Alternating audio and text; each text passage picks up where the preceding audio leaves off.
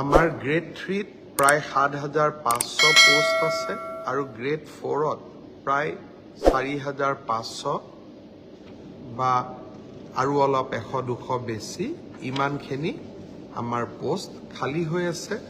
এটা স্বচ্ছ নিযুক্তি প্ৰক্ৰিয়াৰ মাজেৰে আমি এই পদখিনি পূৰণ কৰিম। এলিমেণ্টাৰী এডুকেশ্যন প্ৰাথমিক শিক্ষা বিভাগৰ শিক্ষকসকলৰ নিযুক্তিৰ প্ৰক্ৰিয়াও খুব সোনকালে আৰম্ভ হ'ব।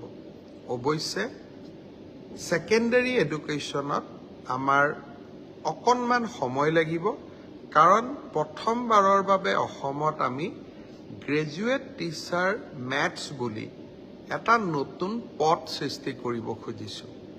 আমাৰ স্কুলবিলাকত হাইস্কুলবিলাকত ইমান দিনে গ্ৰেজুৱেট টিচাৰ ছায়েন্স আছিলে, মেথছৰ বাবে সুকীয়া শিক্ষক নাছিলে।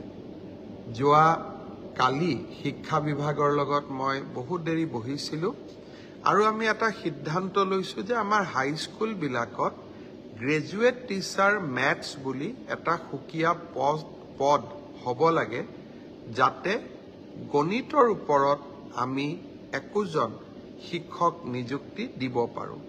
গণিতৰ শিক্ষক নোহোৱা বাবে আমাৰ স্কুলসমূহত শিক্ষা ব্যৱস্থাত বহুত জটি পৰে।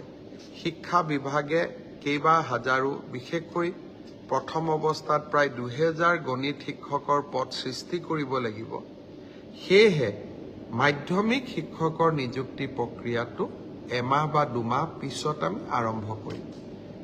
সেই হ'লেও মোৰ লক্ষ্য যে এই গোটেই পোষ্টখিনি গ্ৰেড 3ত ৭৬০০, গ্ৰেড 4ত ৫০০০, পুলিচত ৬৪৩৪, এলিমেণ্টাৰী এডুকেশ্যনত ৫৫৫০ গৰাকী শিক্ষক, ছেকেণ্ডাৰী এডুকেশ্যনতো প্ৰায় ৮০০০ শিক্ষক, এই গোটেই অৰ্থাৎ প্ৰায় ৩৫০০০ নিযুক্তি আমি মাৰ্চ মাহ বা এপ্ৰিল, বিশেষকৈ বহাগ বিহুৰ আগতে আমি শেষ কৰিব খুজিছোঁ।